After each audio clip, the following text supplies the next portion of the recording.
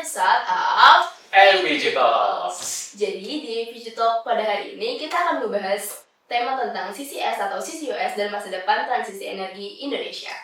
Oke, sebelumnya perkenalin aku Reza. Dan aku Rani, dan kami di sini sudah bersama narasumber kita yang bukan expert nih di bidang ini. Halo Bapak Denny, boleh mungkin untuk memperkenalkan dirinya terlebih dahulu. Oke, terima kasih atas kesempatan yang diberikan. Perkenalkan, nama saya Muhammad Rahmat Sule. Sebetulnya itu nama asli saya, tetapi kalau di kampus ITB itu banyak nama yang berkeliaran. Ada yang nyebut namanya Pak Sule, Pak Denny, Pak Rahmat, dan sebagainya. Itu orangnya sama aja, ya. Oke. Berarti yang benar yang mana tuh Pak tapi? Sekarang yang lebih populer Pak Sule. Pak Sule, baik. Oke, baik Pak. Baik nih Pak, mungkin sebelum masuk ke pertanyaan nih Pak, saya pengen bertanya, mungkin akhir-akhir ini Bapak sibuk kegiatannya itu ngapain sih Pak kalau boleh tahu? Ya, tentu aja sebagai dosen kesibukannya di akademik ya, mengajar, membimbing, penelitian. Tetapi saat ini juga saya mengelola apa yang disebut dengan Center of Excellence for CCS and CCUS, dan juga pusat pemanfaatan karbon dioksida dan gas suar. Ya. Oke, baik Pak. Jadi mungkin kayaknya langsung aja deh Pak, masuk ke pertanyaan pertama. Nah, mungkin banyak orang awam nih Pak yang sering mendengar istilah net zero emission nih. Namun CCS dan CCUS itu sendiri mungkin masih terdengar cukup asing nih Pak, apalagi di masyarakat awam seperti kita nih Pak. Nah, mungkin bagaimana sih Pak Bapak bisa menjelaskan mengenai CCS dan CCUS itu sendiri nih Pak dalam bahasa yang mudah dipahami mungkin. Dan menurut Bapak sendiri tuh bagaimana sih Pak peran CCS dan CCUS itu sendiri di masa depan bagi Indonesia nih Pak? Oke, jadi begini, istilah net zero emission itu artinya emisi itu bukan berarti nol, tetapi emisi yang dikeluarkan masih bisa diserap oleh lingkungan, ya. Oke. Nah, tetapi kan yang terjadi saat ini emisi CO2 atau emisi gas rumah kaca itu melebihi yang bisa diserap oleh lingkungan. Nah, oleh karena itulah ada gerakan untuk mengurangi emisi gas rumah kaca atau avoiding ya, jadi ada yang reduction dan juga ada yang avoiding. Nah, kemudian mungkin yang perlu dijelaskan juga adalah transisi energi skenario itu seperti apa ya. Jadi ada usaha-usaha untuk mengurangi emisi gas rumah kaca itu dengan energi efisiensi, penggunaan renewable energy, atau misalnya menggunakan co-firing kalau pernah dengar ya. Jadi kita mencampur energi fosil dengan bioenergi misalnya ya, atau misalnya juga mengkonversi dari diesel atau batu bara menjadi gas. Kenapa? Karena gas kan emisinya lebih kecil daripada batu bara ataupun diesel. Dan yang terakhir itu ada yang disebut dengan menerapkan teknologi CCS CCUS. Artinya apa? Emisi yang ada di udara kita tangkap, kemudian kita masukkan lagi ke dalam bumi. Karena apa? Karena asal muasal dari karbon dioksida yang berkeliaran di udara mayoritas dari dalam bumi. Ya. Kalau berdasarkan situasinya yang seperti itu, kalau penerapannya di Indonesia tuh seperti apa sih Kak? Kalau boleh tahu. Untuk CCS dan CCUS tentu aja pemerintah sangat mensupport ya siapapun yang bisa mempunyai program pengurangan emisi karbon dioksida atau karbon gas rumah kaca dengan CCS ataupun CCUS. Hanya saja perlu untuk difahami bahwa pemerintah kita tidak memberikan insentif yang nyata ya, dan juga penerapan carbon tax di Indonesia belum. Nah, oleh karena itu ketika kita melakukan CCS dan CCUS itu biasanya dikaitkan dengan sesuatu yang memberikan keekonomian bagi pelaksana atau si yang melakukan CCS itu. Misalnya apa? Misalnya kalau selama ini kita atau beberapa company menghasilkan amonia gitu ya, di mana CO2-nya itu dibuang ke udara ya, sebagai byproduct itu dibuang ke udara. Nah sekarang dengan memasukkan CO2 yang sudah ditangkap itu ke dalam bumi, dia bisa menjual si produknya yaitu amonianya sebagai blue ammonia. Jadi harganya lebih tinggi. Nah misalnya seperti itu. Atau misalnya LNG juga ya, LNG selama ini diekspor gitu, tapi grey LNG. Nah sekarang kalau kita melakukan CCS, maka mungkin harganya bisa lebih kompetitif. Dan satu lagi sebetulnya, kita itu akan dihadapkan pada suatu keadaan di masa yang akan datang, di mana produk-produk Indonesia yang karbon emisinya tinggi atau karbon footprintnya tinggi mungkin tidak bisa diterima di negara lain. Jadi dengan demikian program untuk pengurangan emisi ini perlu serius, meskipun kita harus cari cara supaya tidak membebani keekonomiannya. Gitu. Mungkin saya mau nanya, tadi itu ada yang asing carbon tax. Mungkin buat saya mungkin masih asing ya Pak. Sebenarnya boleh gak dijelasin sebenarnya tuh carbon tax itu apa? Terus saya juga mau nanya bedanya amonia yang biasa sama blue ammonia itu tuh apa? Oke, mungkin untuk carbon tax ya, jadi begini, beberapa negara, nggak semua ya, beberapa negara di dunia ini sudah menerapkan carbon tax. Mungkin yang paling tinggi saat ini tuh beberapa negara di Eropa, tetapi negara yang kecil-kecil misalnya seperti Norwegia, Swedia, Denmark gitu ya. Berapa itu carbon tax-nya? Sepengetahuan saya bisa mencapai $100 per ton CO2 gitu ya saat ini. Kemudian ada juga negara yang belum, misalnya kayak Indonesia belum.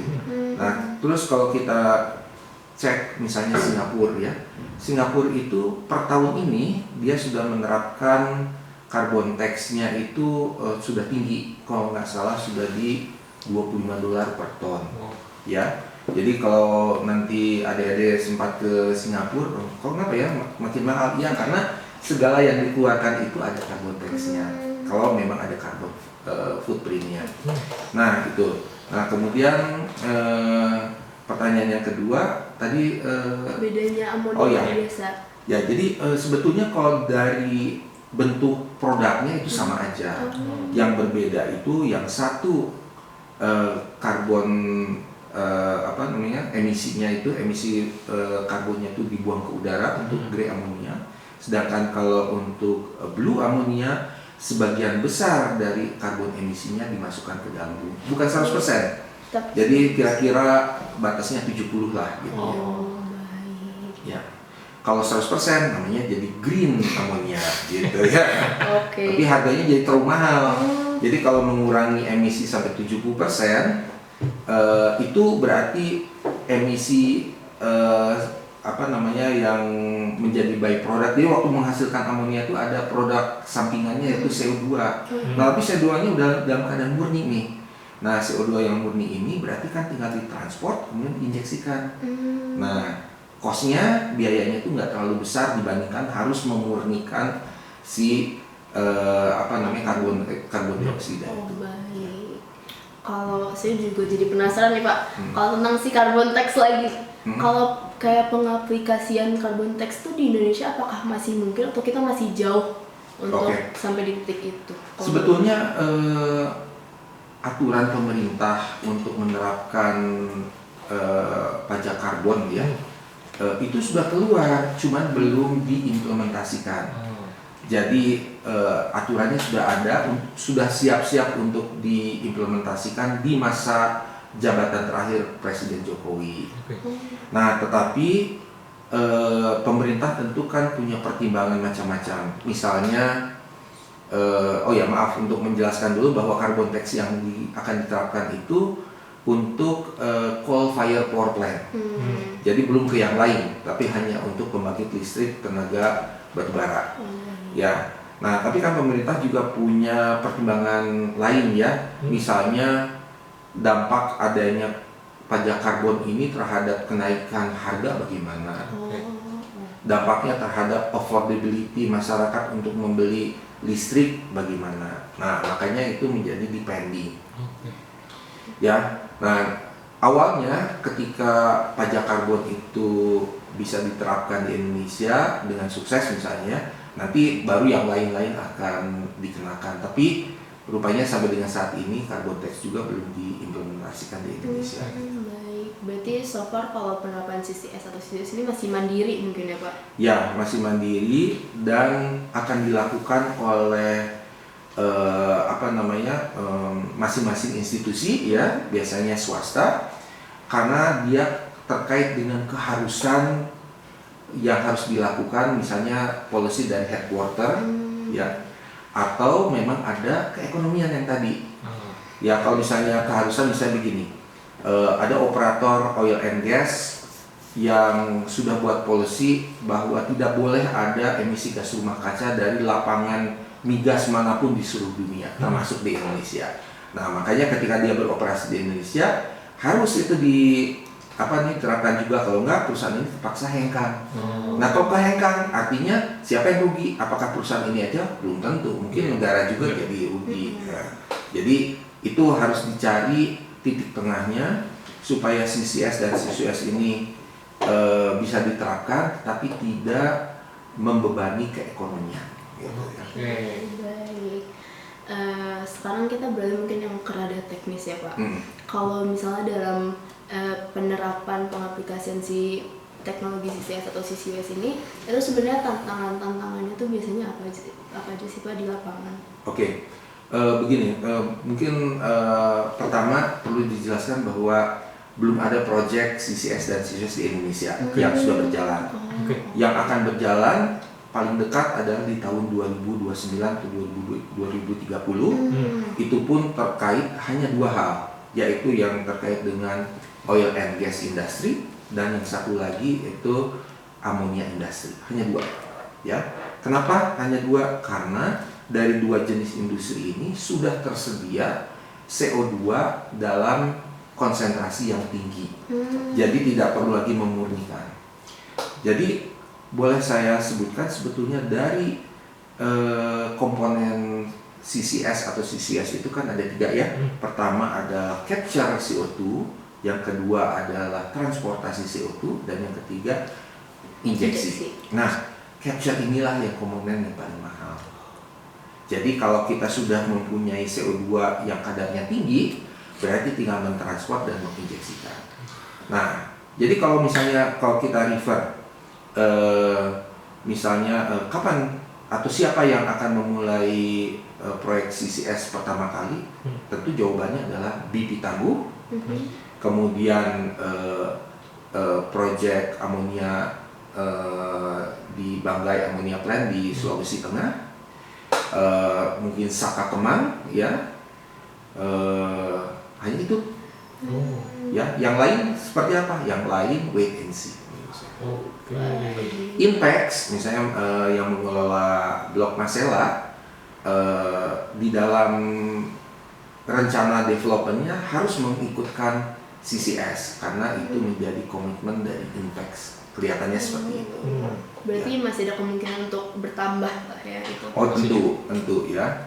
Tapi balik lagi, kalau misalnya kita menghadapi industri yang seperti BP kan produksinya tinggi sekali ya, kemudian CO2-nya sudah dalam kadar tinggi, dan lagi juga ketika melakukan injeksi itu ternyata dikaitkan dengan incremental gas production, berarti keekonominya sudah ketemu tuh. Amonia juga sama ya, ammonia plant yang di Sulawesi Tengah ini dengan kenaikan harga blue ammonia terhadap grey ammonia misalkan $100, padahal biaya untuk CCS-nya kurang dari situ, berarti keekonomian sudah ketemu. Gitu kira-kira. Atau misalnya Saka Kemang ya, saya kurang tahu kalau Saka Kemang dia akan menjual gas kemana, tapi prediksi saya itu adalah mungkin menjual ke Singapura gitu ya. Nah, padahal di Singapura kan harus clean gasnya, carbon footprint-nya harus rendah, berarti Singapura akan membeli dengan harga tinggi. Jadi CCS harus dilakukan gitu. Ya. Paham. Terus kalau misalnya kan tadi ada 3 ya, capturing, transportasi sama injeksi. Kalau udah diinjeksi tuh dia ada kemungkinan untuk bocor kah Pak atau gimana? Terus kalau misalnya pun mungkin dia nanti bocor, itu tuh kita tuh apa yang bisa dilakukan gitu? Oke. Ya, begini, proyek CCS itu si operator yang melakukan harus menjamin tidak ada kebocoran sekali sudah dimasukkan, tidak akan tersimpan secara permanen. Itu adalah definisinya ya. Nah, setelah dia bisa membuktikan bahwa operasionalnya itu seperti itu, maka dia bisa mensertifikat pengurangan emisinya ya. Oke, jadi pengurangan emisi itulah yang akan menjadi prestasi lah gitu ya. Nah, di dalam implementasi penginjeksian CO2 itu memang ada kegiatan yang disebut dengan MMRV, Measurement, Monitoring, Reporting and Verification ya. Nah, jadi si operator yang melakukan CCS ini harus memasang peralatan yang bisa mendeteksi keberadaan si CO2-nya itu tersimpan dengan aman. Jadi kalau misalnya nanti dari alat detektornya itu terlihat adanya CO2 movement menuju ke permukaan, nah berarti harus ada action gitu ya. Dan di dalam aturan negara kita, monitoring ya, terutama measurement dan monitoring itu harus dilakukan sebelum injeksi pertama kali dilakukan. Jadi ada yang disebut dengan baseline survei dulu untuk melihat keadaan sebelum injeksi dimulai. Kemudian monitoring dilakukan selama injeksi CO2 sampai dengan proyeknya berhenti ya, terminate, dan ditambah 10 tahun. 10 tahun ya. Nah, jenis monitoring apa yang dilakukan itu tidak diceritakan di dalam aturan, tetapi itu bisa dipropose oleh si operator ini dan nanti menggunakan prinsip engineering yang dapat dipertanggungjawabkan. Ketat berarti ya Pak, peraturannya pasti sangat ketat gitu. Ya, karena kalau tidak seperti ini dikhawatirkan ada klaim sepihak mengatakan bahwa saya udah menginjeksi CO2 tapi sebetulnya itu tidak terkuantifikasi atau tidak termonitor. Nah, jadi itu harus ketat. Nah, satu lagi mungkin saya lupa untuk mengatakan bahwa ada cita-cita ya dari sekelompok orang di Indonesia bahwa CCS dan CCS ini menjadi bagian dari voluntary carbon credit. Apa itu maksudnya? Jadi pengurangan emisi CO2 yang menjadi prestasi si company ini dan benefitnya bisa diambil oleh si company ini. Jadi misalnya ya, perusahaan A mengeluarkan emisi misalnya 1000, padahal ada batas yang ditetapkan oleh pemerintah 900, berarti dia ada kelebihan emisi 100 gitu ya, 100 ton misalnya ya, 100 unit. Ada perusahaan B yang mengeluarkan emisinya itu 700, padahal batasnya 900. Nah, ini ada perbedaan 200. Nah, perbedaan 200 inilah yang kemudian dia bisa negosiasi bisnis dengan yang kelebihan emisi gitu. Atau ada juga yang bahkan lebih ekstrim, mau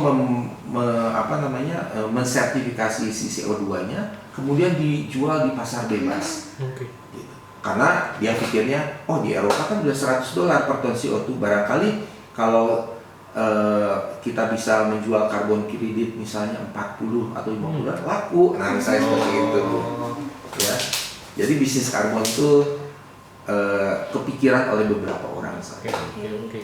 Berarti kalau kita tuh selain ke kita nyimpen tuh itu bisa dimanfaatin banyak banget ya Pak si karbon ini. Ya, jadi membantu keekonomian dari bisnis as usual-nya si perusahaan-perusahaan ini. Oke. Gitu. Saya mungkin pengen nyenggol dikit tentang lokasi nih Pak. Apalagi tadi Bapak sempat nyenggol untuk penyimpanan karbon itu sendiri Pak.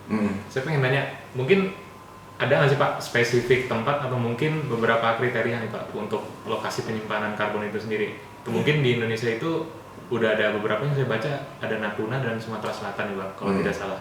Nah itu apakah harus ada spesifik kriterianya atau mungkin gimana dulu Pak? Ya. Kira-kira.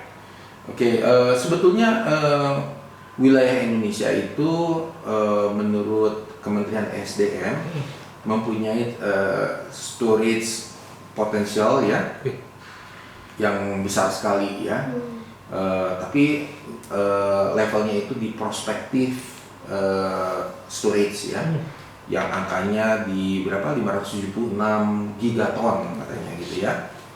Nah, tapi tentu aja itu resolusinya rendah karena hanya berdasarkan data subsurface yang terbatas. Nah, biasanya geologi, geofisik, reservoir engineering kalau punya data yang lebih lengkap, dia bisa menghitung storage capacity ya. Jadi yang levelnya lebih tinggi resolusinya.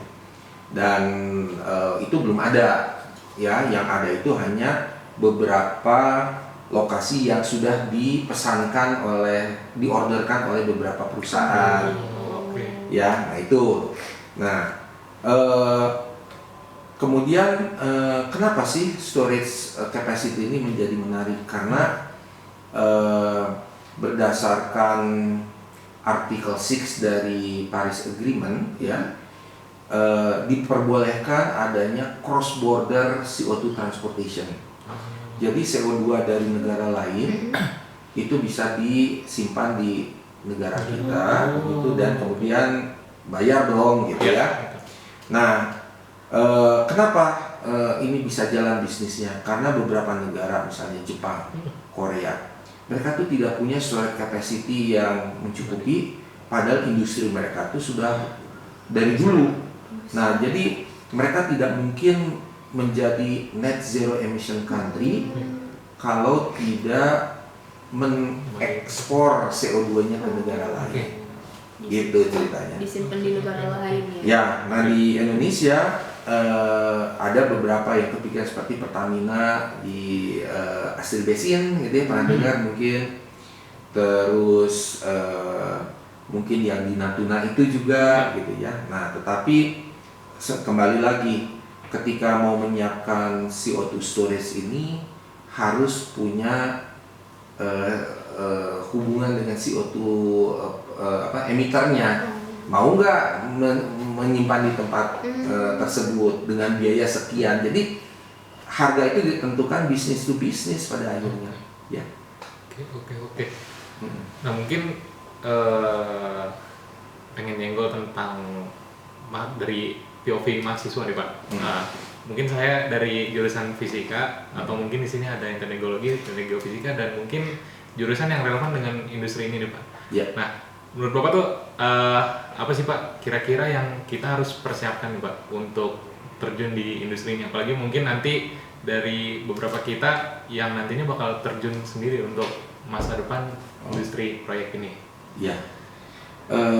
Perlu dipahami dulu bahwa CCS itu multidisciplinary. Ya.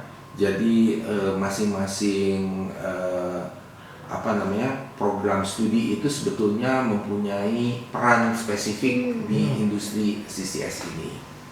Ya, kalau yang klasik seperti geologi, jelas dia membuat misalnya static model bareng dengan geofisik gitu ya. Reservoir engineering itu akan melakukan kajian untuk mencari CO2 tempat menyimpan CO2-nya itu titiknya di mana.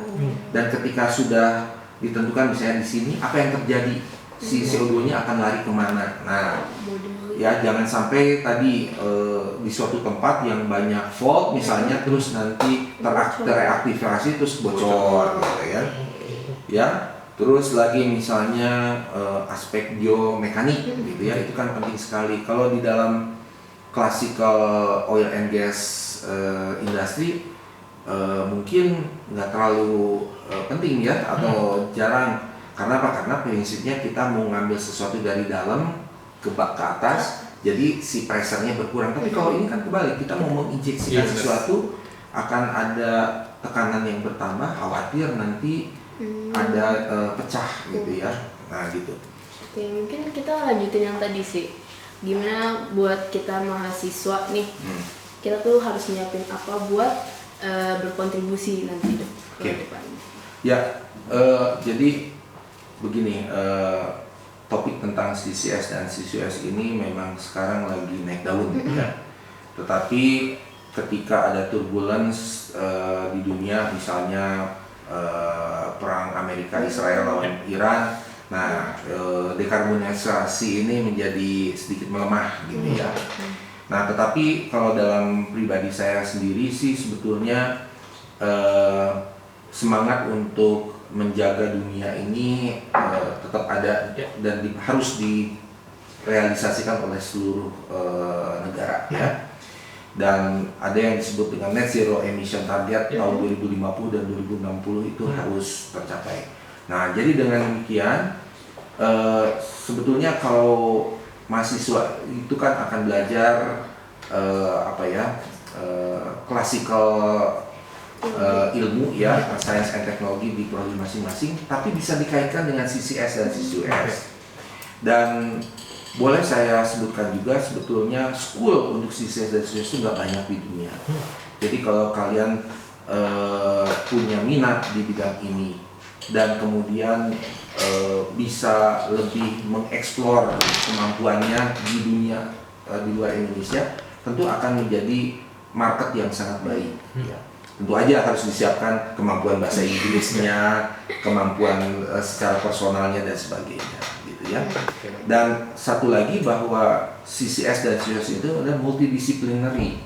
Jadi kita harus mengerti apa yang dikerjakan oleh kawan-kawan kita di bidang keilmuan yang lain. Karena apa yang mereka lakukan terkait dengan yang kita lakukan juga, saling berhubungan. Nah, jadi pola pikir sektoral itu harus dihapus.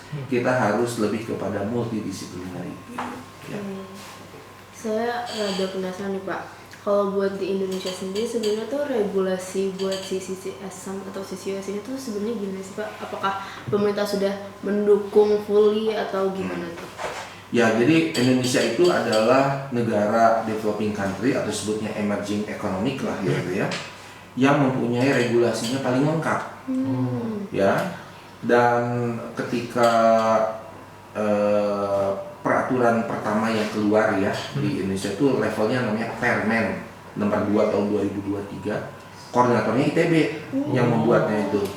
Nah, itu ketika kami melakukan sosialisasi mengenai isi permen ini kepada relasi kami yang ada di benua Eropa, Australia, Amerika, dan Asia, mereka bilang bahwa ini regulasinya bagus ya, meskipun negara tidak memberikan insentif dan tidak memberikan carbon tax, tetapi itu sangat positif untuk menunjukkan adanya komitmen. Nah, sekarang di dalam perkembangannya kita sudah mempunyai Perpres. Yes. Jadi kalau di dalam Permen yang 2023 itu hanya mengatur CCS dan CCUS di industri migas. Migas aja. Tetapi kalau di Perpres itu CCS dan CCUS di sektor yang lainnya, misalnya di sektor industri punya karbon dioksida mau dimasukkan ke lapangan migas, nah itu dimungkinkan, ya. Oke, dan kemudian kita juga sudah mengadopsi ISO ya, dokumen-dokumen yang sifatnya teknikal untuk dimasukkan sebagai standar nasional, dan bahkan juga mekanisme untuk penjualan karbon di bursa saham Jakarta sudah ada. Yang belum apa? Yang belum itu adalah mekanisme penjualan karbon di international market, itu yang belum.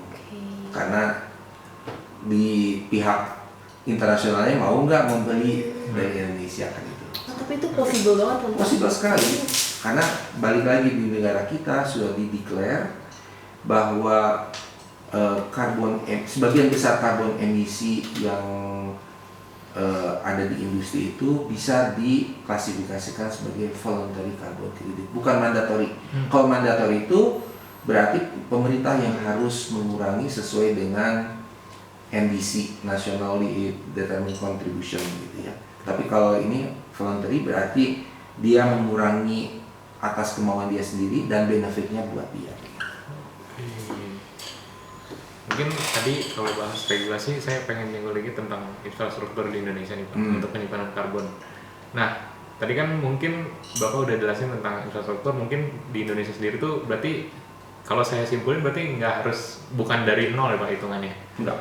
Nah, mungkin di Indonesia sendiri tuh ada target nggak sih Pak untuk penyimpanan karbon skala besarnya itu, mungkin dalam waktu kapan ke depan itu ada jangka waktunya nggak Pak, beres kapannya?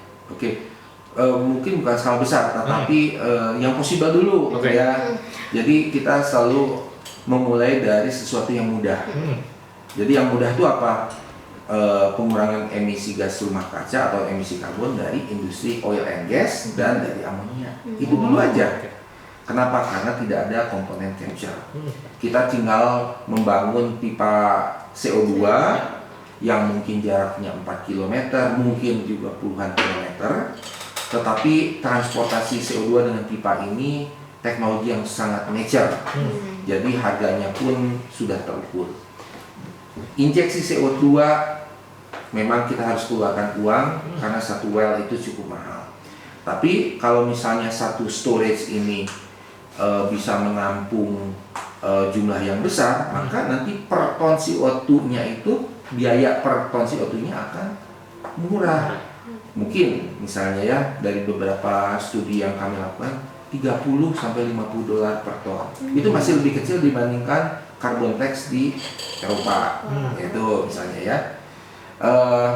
Terus apa ya? Satu lagi yang mungkin penting ialah bahwa kalau kita sekarang punya storage, tapi tidak mengandalkan kepada satu emitter, kita mengandalkan misalnya ada 5 emitter yang bisa menggunakan fasilitasnya itu secara bersama-sama, maka nanti biaya pengurangan emisi dengan CCS per tonnya itu akan lebih murah lagi.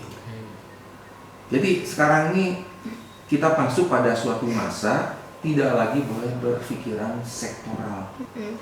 Kalau yang dari saya simpulkan dari tadi tuh, ini tuh sangat amat prospek ya. Terus bisa nggak sih Pak sebenarnya di Indonesia ini si penerapan CCS atau CCS ini tuh membuka lapangan kerja, atau mungkin masih dibutuhkannya tenaga-tenaga ahli aja, atau mungkin yang dari luar negeri gitu? Justru menurut saya pribadi, CCS dan CCS itu adalah kelanjutan dari operational oil and gas. Jadi lapangan oil and gas itu kan suatu saat akan depletion. Nah, ketika dia sudah menurun, itu si existing reservoir itu bisa di-convert yang asalnya oil and gas reservoir menjadi CO2 storage gitu. Dan satu lagi juga yang perlu untuk diingat, bahwa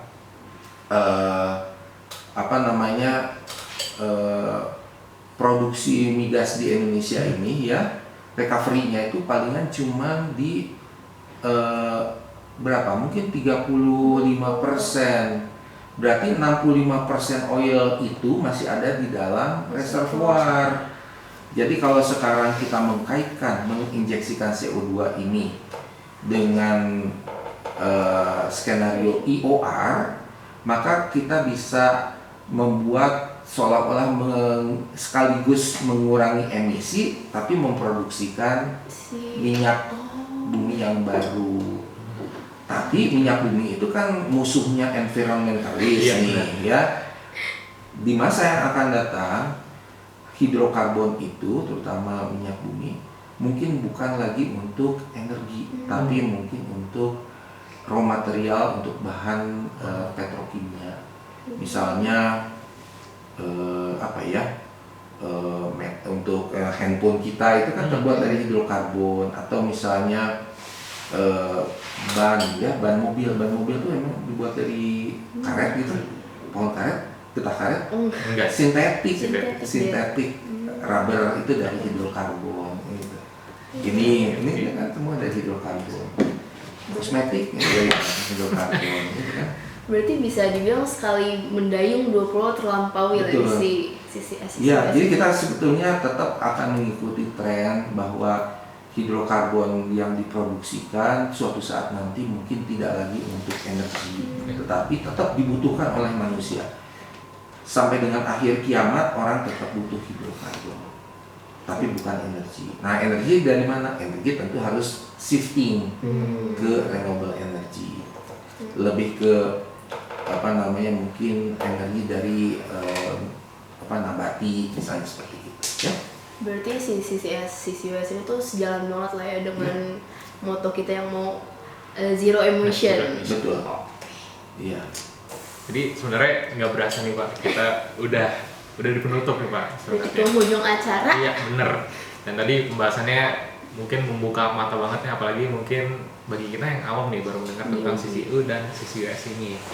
Nah, mungkin dari Bapak sendiri nih Pak sebagai penutup, ada nggak sih Pak pesan penutup nih Pak bagi mungkin kita di sini dan juga penonton nih Pak yang menonton, apa nih Pak kira-kira pesan closing statement gitu Pak? Closing statement Pak, benar Pak. Oke. Sebetulnya untuk mahasiswa ya, sebetulnya yang dituntut itu adalah belajar sesuai dengan target pembelajaran dari setiap mata kuliah. Jangan punya pemikiran bisa lulus karena kebetulan. Gak bisa. Jadi lulus itu harus berdarah-darah. Kalau kalian lulusnya berdarah-darah, maka message dari setiap mata kuliah itu akan menyerap, dan kalian mau bekerja di industri tetap, misalnya oil and gas untuk industri, atau misalnya di industri CCUS, itu kan basic keilmuannya tetap sama. Atau bahkan kalau kalian mau shifting kepada ilmu-ilmu pendukung yang terkait dengan CCS, misalnya carbon management, ataukah tentang carbon trading gitu ya, itu semua akan lebih mudah untuk dipelajari apabila kalian terbiasa untuk belajar dengan serius gitu. Ya. Baik, terima kasih Bapak Denny atas insight dan obrol-obrolannya, sangat amat insightful dan membuka mata kita semua. Baik, untuk penonton juga pasti sangat amat menambah nih pengetahuan tentang CCS dan CCUS ini. Baik, mungkin untuk APG Talks episode kali ini sampai sini aja. Bye bye, see you on another episode.